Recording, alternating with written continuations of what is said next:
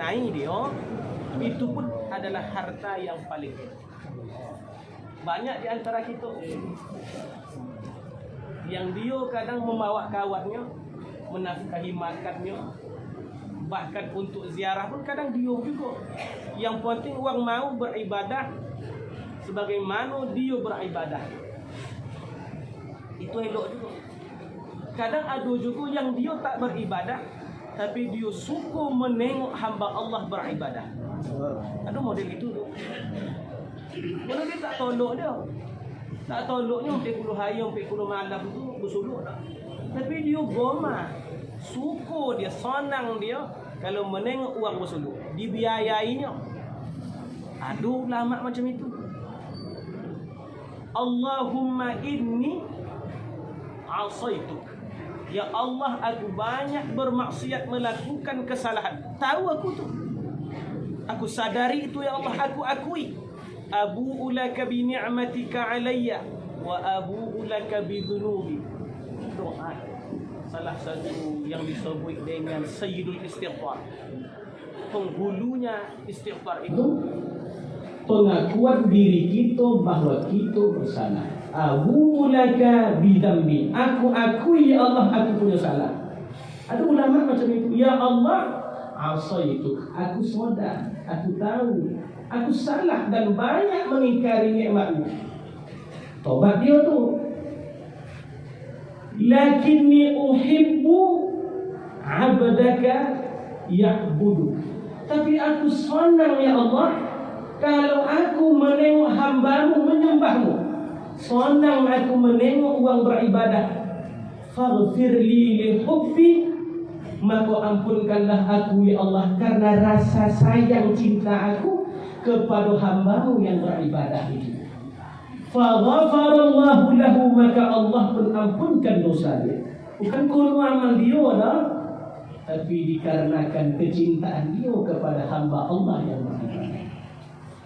Di kita menengok orang-orang datang jauh-jauh tu, mesti ada rasa sayang gitu. Tak sikit orang mengeluarkan dana untuk pergi berwisata di tempat-tempat maksiat. Ada orang kini sanggup dia mengeluarkan dana tidur dokek kuburan. Hebat. Mesti ada sayang awak dengan penziarah-penziarah kau. Maka bagi awak usaha awak dia awak bersompi-sompi. Rasa senang sayang kita kepada hamba Allah yang hendak mengabdikan diri kepada Allah, salah satu sebab diampunkan Allah Ta'ala akan segala dosa dan kesalahan kita. Itu banyak yang datang. Ada yang dari penipahan, ada yang dari kubu, ada dari rantau perapat, ada palutra, ada palas, ada dari Kota Tengah, ada dari Rambah Hilir, ada yang dari Rokan Hulu, Rokan Hilir, Pekanbaru, Tanjung Balai. Mengapa saya sebutkan itu? Supaya ada rasa senang saja.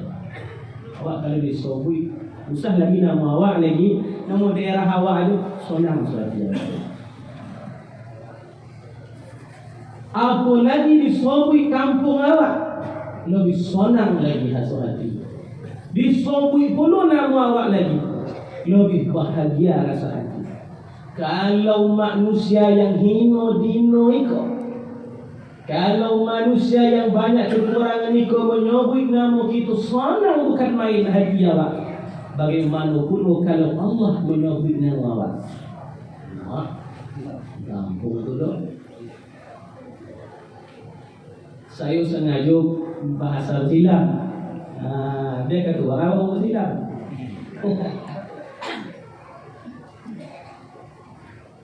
Datanglah Rasulullah sallallahu alaihi wasallam kepada sahabat Nabi bernama Ubay bin Ka'ab. Faqala an-nabiy sallallahu alaihi wasallam, aqra'u 'alaika lam yakun. Aku akan bacakan kepada engkau wahai Ubay surah Lam Yakun. Jadi kita baca lagu kunir itu pernah Nabi baca dari ujung ke ujung kepada Sayyidina Ubay bin Ka'ab.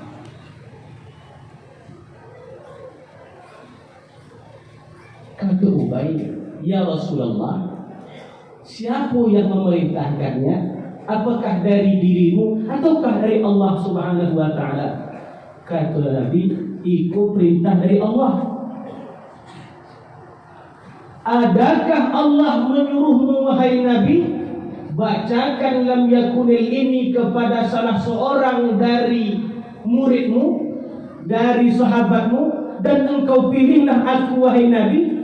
Ataukah Allah menyebut nama saya agar engkau bacakan lam yakunil ini kepada saya?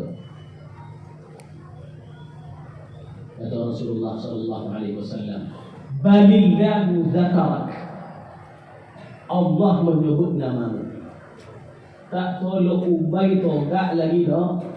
Sakitkan sonang hati dia, tak tolong lagi togak menangis sejadi-jadinya. Bukti bahagia disebut nama dia oleh pencipta alam semesta. Awak baru disebut nama kampung awak, sonang saja awak kan. Itu manusia hina dia. Bagaimana jika Allah menyebut nama awak? Fadhkuruni adhkurkum, maka sebutlah aku, maka aku akan sebut dirimu. Kata Allah dah. Bila kita ingin Allah berzikir kita, maka Allah sedang menyebut nama kita. Tapi apakah ada perasaan bahagia itu?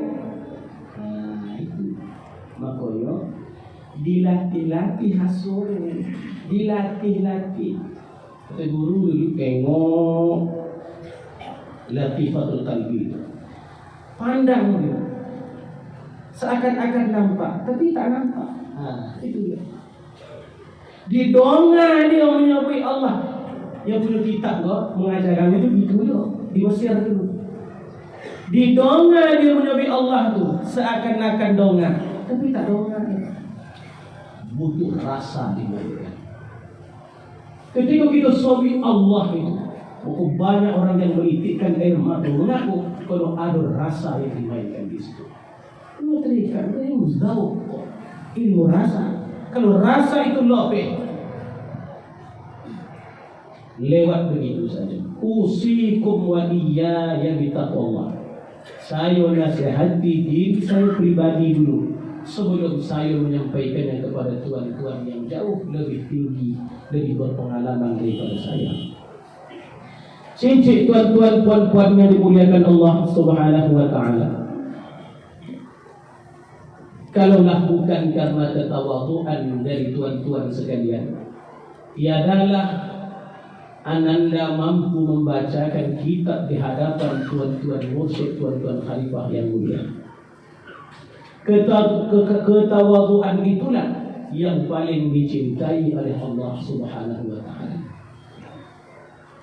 Ada 3 jenis manusia, kata Allah di dalam hadis qudsi, yang aku cintai, tapi yang 3 lagi jauh lebih aku cintai.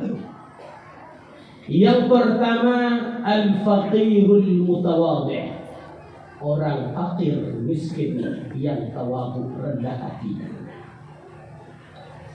Syukur Allah Ta'ala, dia dah miskin, tawadhu. Wal ghaniyul mutawadhi'u asyad, adapun lebih aku cintai daripada fakir yang rendah hati itu ialah orang kaya yang rendah hati. Risikolah kita dilatih. Bukan tak sikit yang sawitnya berpuluh-puluh hektar yang datang siku. Banyak. Tidak percaya, tengok di depan Nusana, parkir Fortuner semua, kayu-kayu. Tapi dia mau menundukkan kesombongan dalam dirinya. Dia pakai macam pakaian uang, dia tidur macam tidur uang, dia mandi seperti mandinya jemaah yang lain. Orang yang kaya tapi tawadhu jauh lebih Allah cintai daripada orang yang miskin, fakir, yang rendah hati. Sebaliknya, al-ghaniyul mutakabbir, orang yang kaya yang sombong, Allah benci. Wal faqirul mutakabbir asyad. Adapun fakir yang takabur, sombong, jauh lebih Allah benci. Ikut dan miskin, sombong pun ada umat. Buat betul yang nengok. Kalau kayu tu kata mau bisa lah memang aku, dah. Boleh lah nengok kayu. Ikut miskin.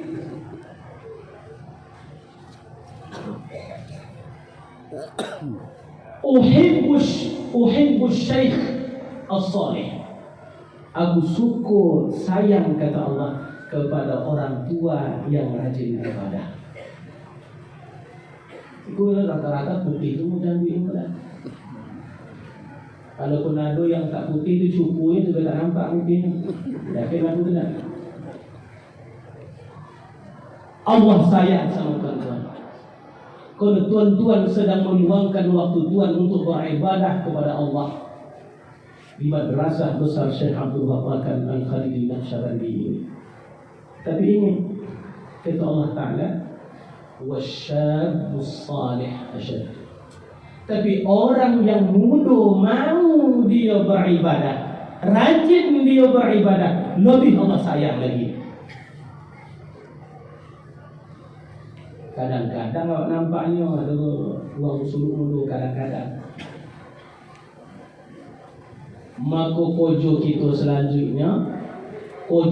selanjutnya mengajak generasi muda untuk masuk suluk kan?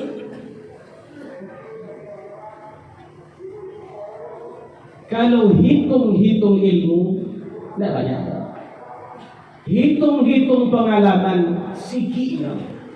Mengaku yang muda, yang jahil ikut membaca kitab ini supaya memberikan pembelajaran bahawa yang muda didukung di dalam tarekat Naqsyabandiyah. Mari sama-sama ajak dia, jangan ditakui-takuian. Ikut dah takui, ditakui-takuian lagi. Bukan mau dia.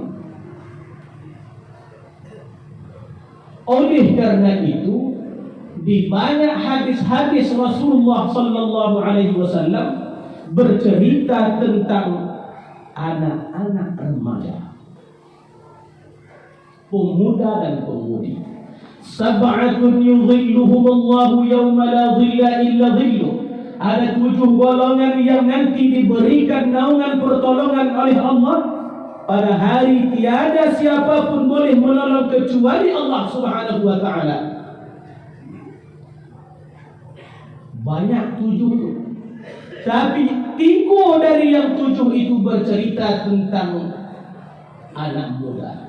Syabun nasha'a fi ta'atillah, seorang pemuda yang tumbuh besarnya senantiasa beribadah taat kepada Allah.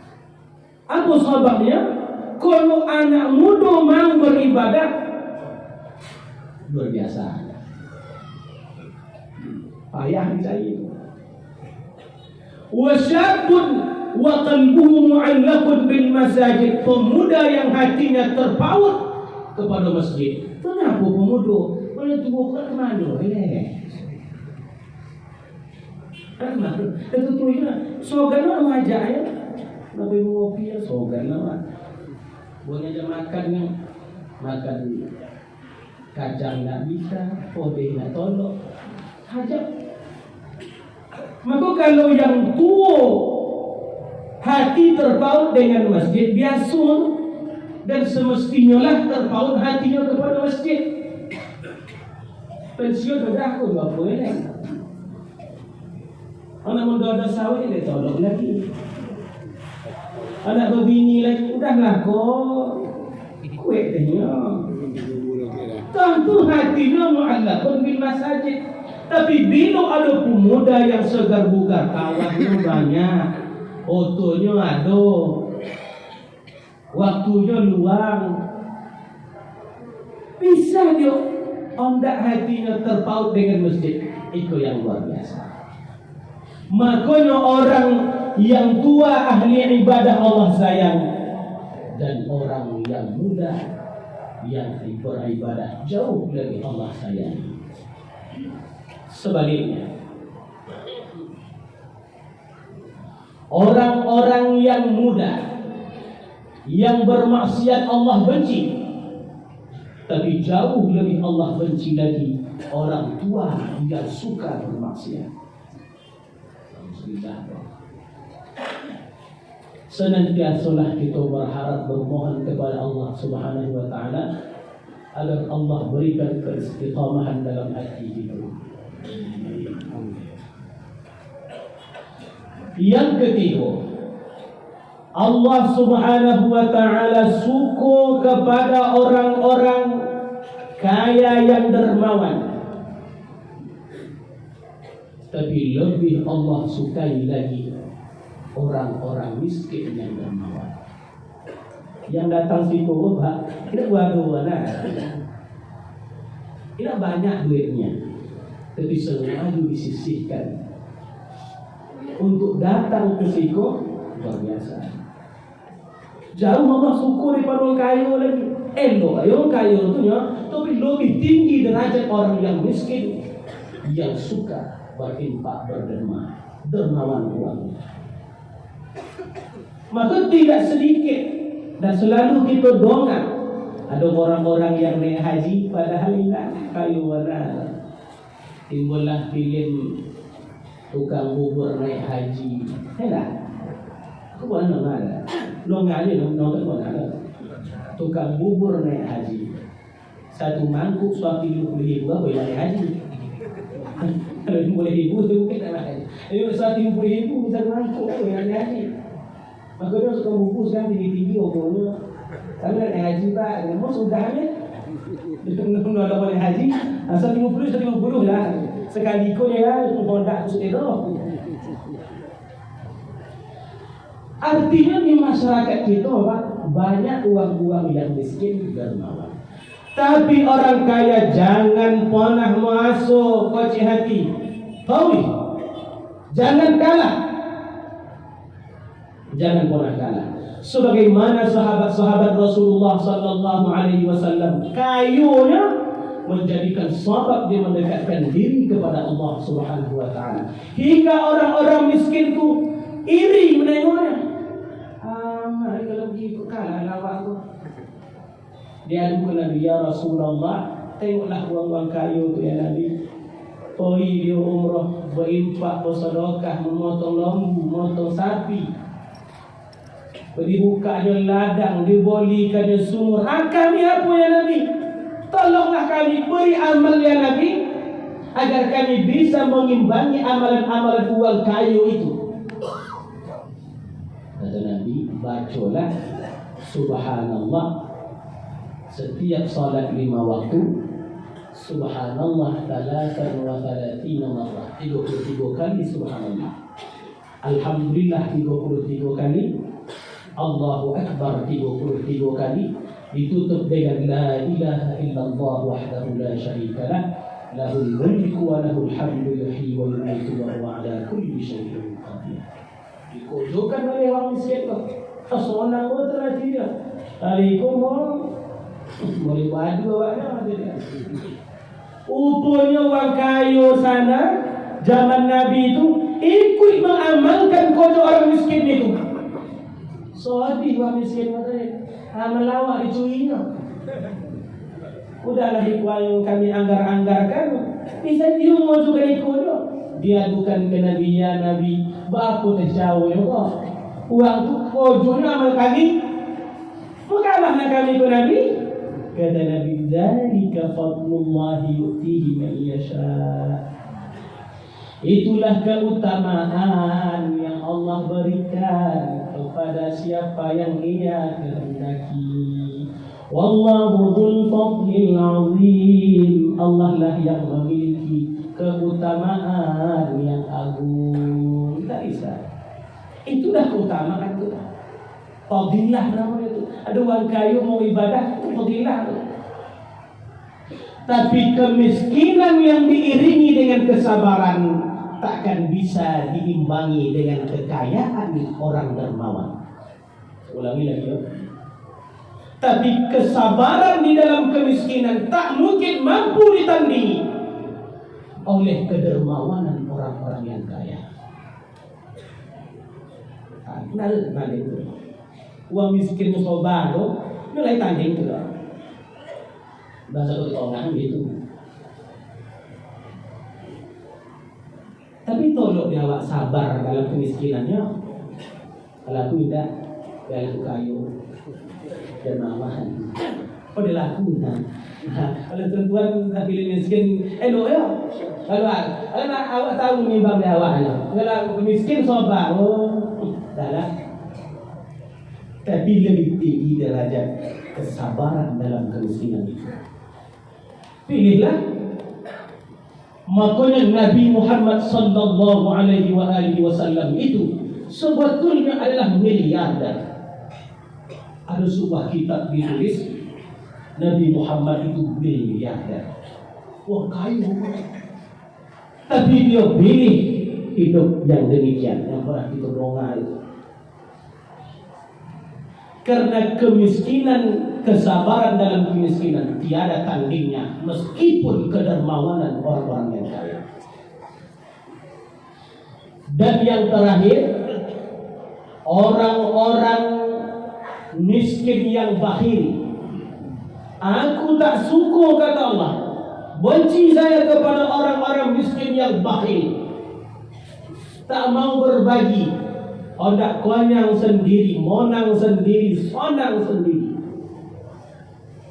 Padahal bisa berbagi. Masak gulai banyak yang kuah.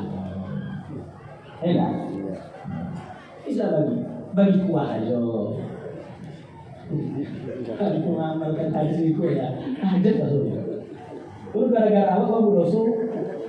Kamu semangku isi kuah aja. Kalau ikut sahlen bisa aku begitu kan?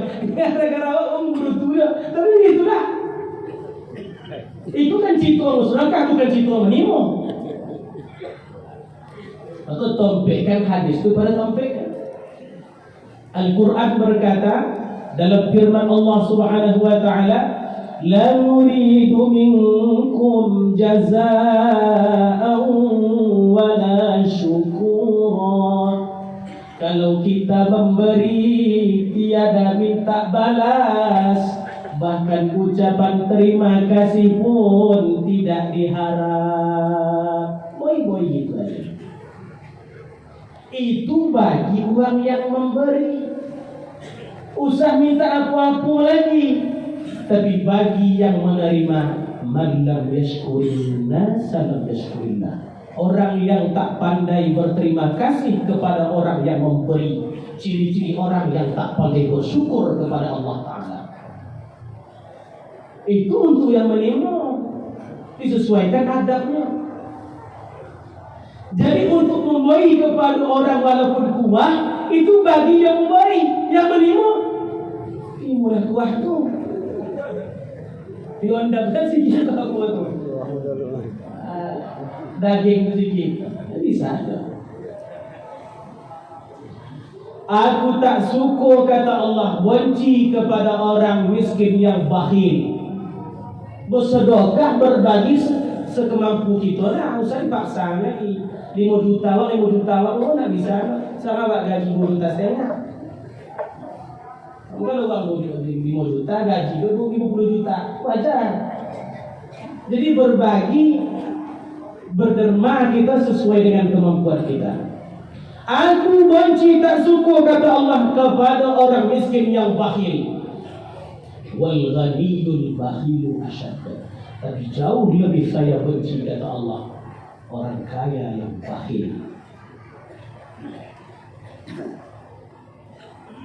Satukwa biha jibahum wa junubuhum, hadha ma kanaztum li anfusikum. Kelak seluruh harta yang engkau tumpuk-tumpukkan, harta yang engkau bakhilkan, kelak akan dijadikan bara api neraka, digosok dan bagian depan dan belakang dirimu. Terimalah dan rasakanlah ikolan yang kau tumpuk-tumpukkan dulu untuk dirimu di dunia. Masukkan cincin tuan-tuan, puan-puan yang dimuliakan Allah Subhanahu wa ta'ala. Di dalam kitab Ad-Dalailul Aliyah ini bercerita tentang Rabithah Barzakhiyah namanya. Ar-Rabithah Al-Barzakhiyah. Barzakh alam barzakh, Rabithah ke alam barzakh.